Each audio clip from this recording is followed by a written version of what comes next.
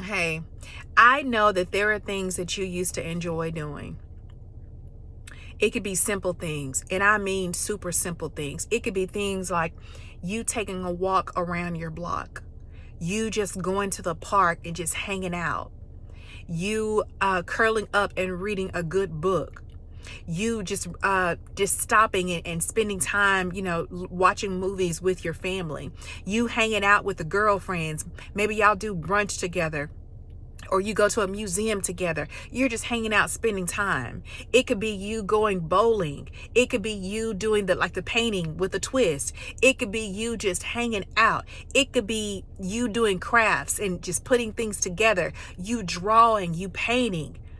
These are the things that used to bring you joy. These are the things that you used to enjoy doing.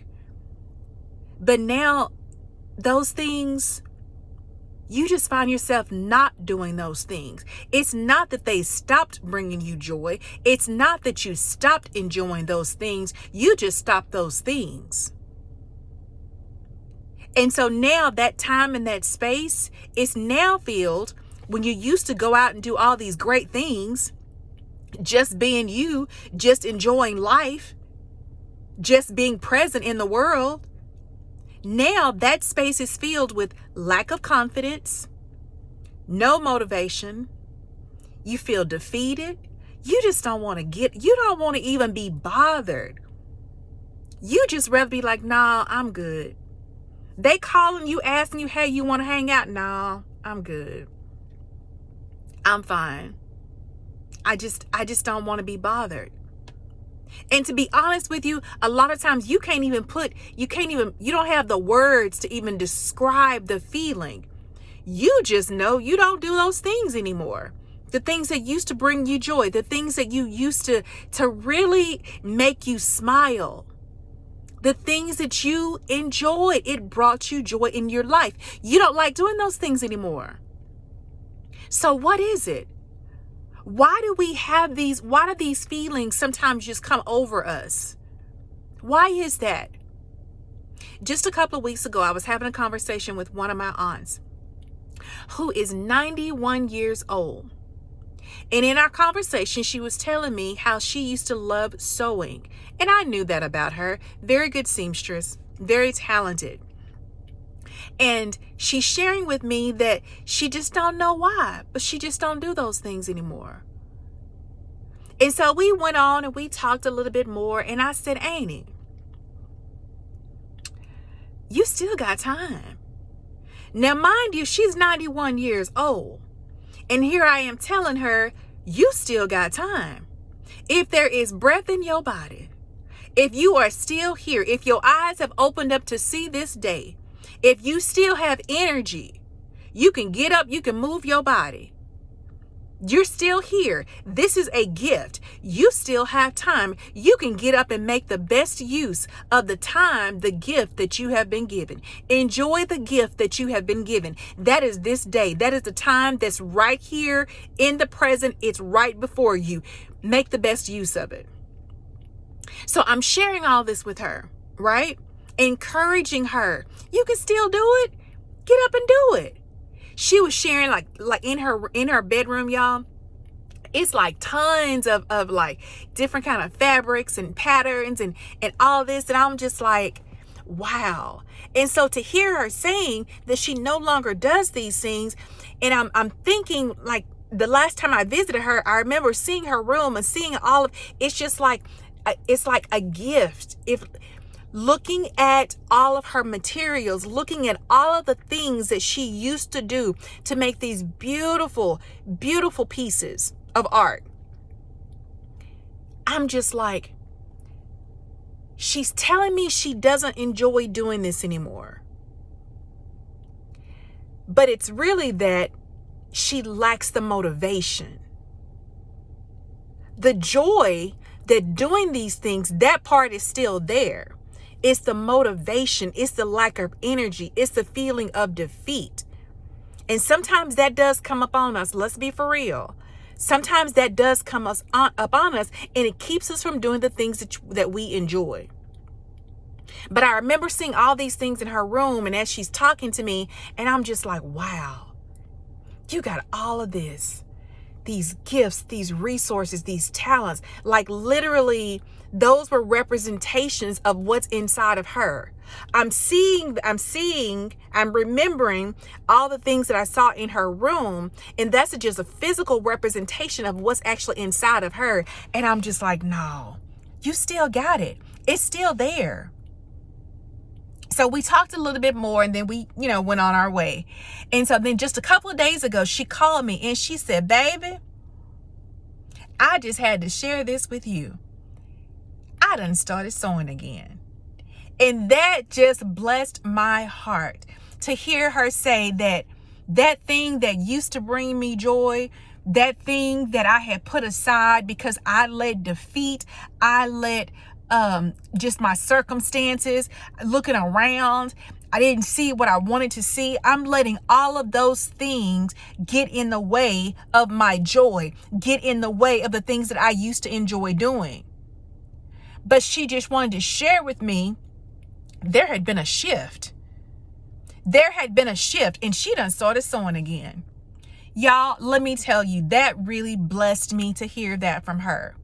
And she said, baby, you keep doing what you doing. And I said, Annie, I will. I said, I will. But she said, you keep doing what you doing. You encouraging people. Let me tell you something. Let me share this with you about me. This did not used to be me. For me to be on a camera, for me to record myself, to make a video, for me to upload the video to YouTube or whatever other platform that I may have been using, for me to put this out there for the whole world to potentially see, like millions of people to eventually see, from the time that I posted until the time whenever all things end. Millions of people seeing this. This wasn't me. This was not me. Even though I had the dream and could see myself speaking to people, encouraging people like on stages, I'm seeing these things. I had to become a different person. And I had to fight. You are going to have to fight. When those feelings of despair, when those feelings of lack of motivation come up on you, when those things are now getting in the way of you doing the things that you enjoy doing, you got to talk back to it. This is why our words are so important. This is why our words are so powerful. You have to talk back to that thing. Don't let that steal your joy. Are you going to believe in the gifts that you have inside of you? Are you going to believe that those gifts, that those things that are inside of you, those things that you have been called to do, are you going to believe that those things are worthless? It's just a waste of time? Or are you going to believe, no. This is great value. This is great value that has been placed inside of me. This is great value that I am supposed to give back to the world. It's not yours. Why are you holding on to it? Because when you let something else invade that space, when you let something creep in, when you let something to get you down, when you let the feelings of despair and the feelings of defeat to come up over you, when you let those feelings of lack of motivation, when you let the feelings of low confidence come up on you, that's what you're doing. You're sitting on your gifts. You're sitting on your gifts. Get up, get off your gift. Get up and get off your gift. That's all you have to do. And I know it sounds easy, but I'm telling you that what you have to fight against that, it's inside of you as well. All you have to do is use it.